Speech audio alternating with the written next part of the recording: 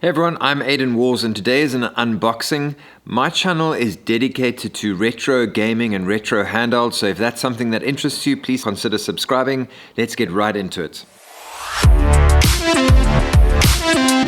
going to grab my trusty Leatherman. It's been with me for many years, and I just want to start by saying I don't do a lot of unboxing videos purely because I don't think it adds a lot of value to people watching. But I'm just so excited about the Retroid Pocket 3 Plus. You know, I've anticipated this. I was really bummed that I couldn't order the Retroid Pocket 3. Then all the drama happened, which I'll talk about just now. Now I am in a position that I can order it in for my studio and to do a review. I'm really excited about it. I just posted something on YouTube saying, I think I'm going to make the RG351P my daily driver. I think I'm going to have a difficult time putting this one down. Anyway, so while I unbox, what I want to talk about is the drama around the Retroid Pocket 3 Plus. So what happened was, whatever the behind the scenes was, Taki Udon knows a bit about that. They released the Retroid Pocket 3, and then a few months later, the Retroid Pocket 3 Plus came out. And my take on it is sketchy and it's not cool. But I think the Chinese regulations and that protect businesses in that way to keep going. So, you know, if it was a big company like Apple, I would be furious.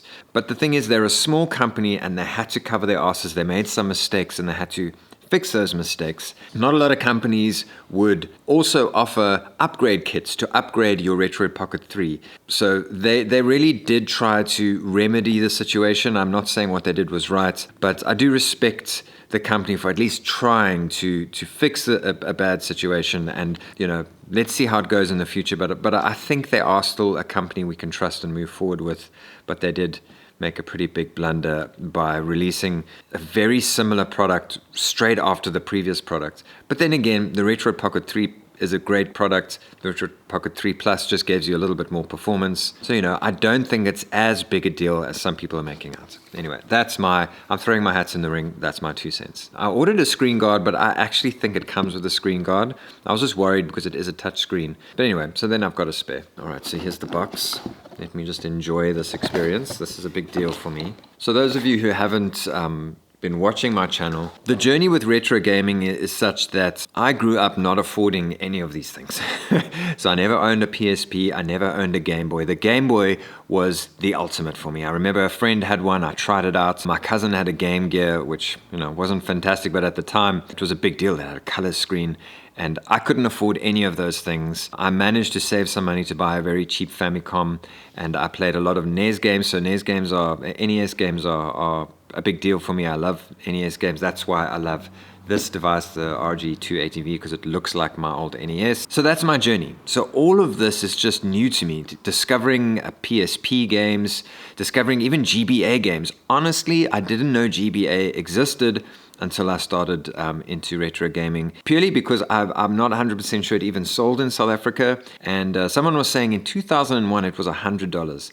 That's crazy money for a young South African trying to buy it in rand. So I've never afforded any of these. So for me to buy something like this now via my channel is just such a big deal. Anyway, let's get into it. Very nicely packaged.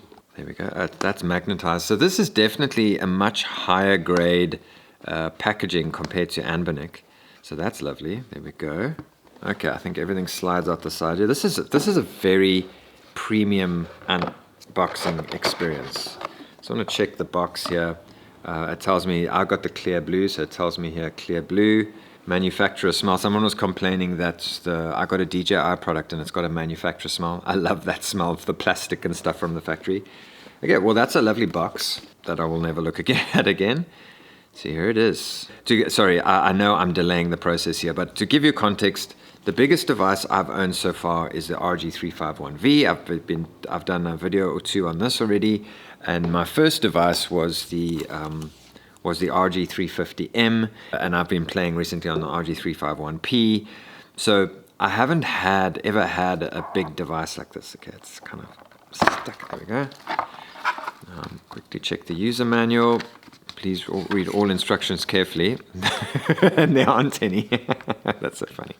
Okay, so it gives you an orientation of the device, which we'll go through now, and then all the sort of the specs. 450 nits. Someone said that this might be an iPhone 6 screen, which is wonderful. HDMI outs. I'm excited about the Bluetooth connectivity, and then obviously it's Android. It's Android only. There's no dual boot on the system.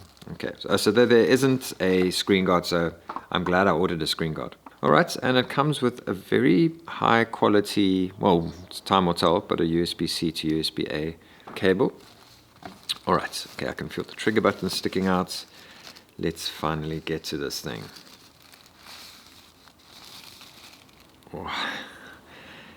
Oh my gosh, this is really nice. The face buttons are very small. I remember they were shipping them with the button kits, which they aren't shipping them with anymore. You see, now that's what people complain about. This is a dome switch D-pad, but these are fairly clicky rubber membranes. So you've got a different feel to the D-pad and the face buttons, which I think was a bit of a strange choice. My plan is to make this a dedicated PSP device. As I understand, the PSP had dome switches for the face buttons. I'm not a fan of these tiny little, my RG280V has got bigger buttons. So I'm not a fan of these tiny little face buttons. I really don't like that about it.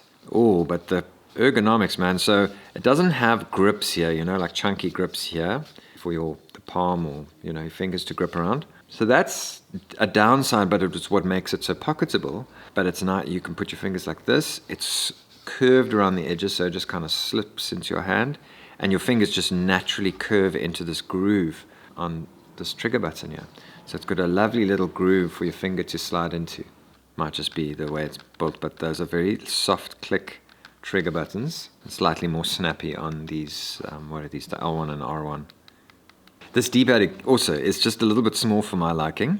The thing is, this for me is more of a PSP emulator. So again, I think they should have put dome switches here. But these are more like a PSP, and then these are Nintendo Switch style joysticks.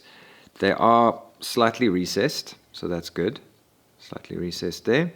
And rubbery, R3 and L3. All right, so let's take a little tour around the device. So we've got our start and select buttons, which is a very strange place. Especially with retro games, you're going to be using those buttons a lot. So that is a strange place to have that, and people have commented on that. We've got our micro HDMI out. So I've actually got a mini HDMI out. Let's just check here. Yeah. So I've got the adapter for this. So I don't actually have the adapter for this, and I have to buy another jolly adapter. And then this is the... See, I'm new to this. This I think is an Android-related button. But what's nice is they are out the way. But then the thing is, there's still buttons. There's still buttons here. That's the home button. Depending on how you hold your device, I tend to squeeze my device. You've got to really press. Okay, so that you might accidentally press. The volume button, I don't know. You've got to really be squeezing it to do that. So the people who say they squeeze their volume button, they're doing quite a big squeeze on the device. Okay, and then the bottom. So that's where we have our bottom firing speakers. It's slightly on the back of the device, so, it is what it is. Headphone jack, USB-C, and your TF card. I don't think it ships with a TF card. Let's check. No, nothing in there. So I've got to go buy a TF card. Okay, so let's switch it on. I don't know if I'm going to get any games playing. Okay, so which one's the power button, friends? This one. Yes. Nice little startup logo there. Okay, so we can use L1 and R1 to navigate through this. Welcome to Retroid Pocket 3 Plus. It's all been customized. Alright, so I'm English. Connect to the internet. Alright, so I'm just going to get... Oh, this is nice. Little Android phone. Select your time zone. Okay, I'm in South Africa. So, Google Play Services. Yes. Okay, so pre-install apps. You see, again, I'm not super experienced in this. I know that Dig is a front end. I'm not really keen on that. Let's just install everything and we can always delete it later. Okay, so that's going to take a while. Okay, select launcher. I've been told that the Retroid Pocket 3 launcher is quite good. I quite like that. It looks like a Steam Deck kind of thing. And then that's the AOSP launcher. I've noticed all the reviews have that. But I'm just going to go straight with the Retroid Pocket 3 launcher. Okay, so it's asking me which systems I want to use. Okay, so far just navigating, I'm quite enjoying this D-pad. It's quite nice. It's got a nice feeling to it. I'm just installing my Google services, and it actually backs your device up. It uses Google Cloud Backup Service, so that's quite nice. Okay, so this was just a quick video, mostly for people who've been watching my channel regularly to enjoy this moment with me while I go pretend to work and actually play with my Retroid Pocket 3 Plus. I can tell you that if you are on the fence about the device and the thing that you're worried about is the build quality and the comforts and the ergonomics, this is a lovely device to hold in the hand. The perceived quality is much higher than the other devices I've used in the past. I know people have broken them down and said, you know, the quality isn't maybe as good as an Anbernic or what have you, but this perceived quality is really, really high. It's got great unboxing experience. The screen is exceptional. The comfort is great. The plastic they've used is wonderful. The only gripe I have so far is these face buttons are too small. But other than that, that's something that you will just get used to. I mean, already just playing around, I've gotten used to it. The D-pad feels really good to me. So consider subscribing. I focus mainly on retro gaming and retro handheld devices. So if that's something that you're into, please subscribe to the channel and like this video. See you in the next one.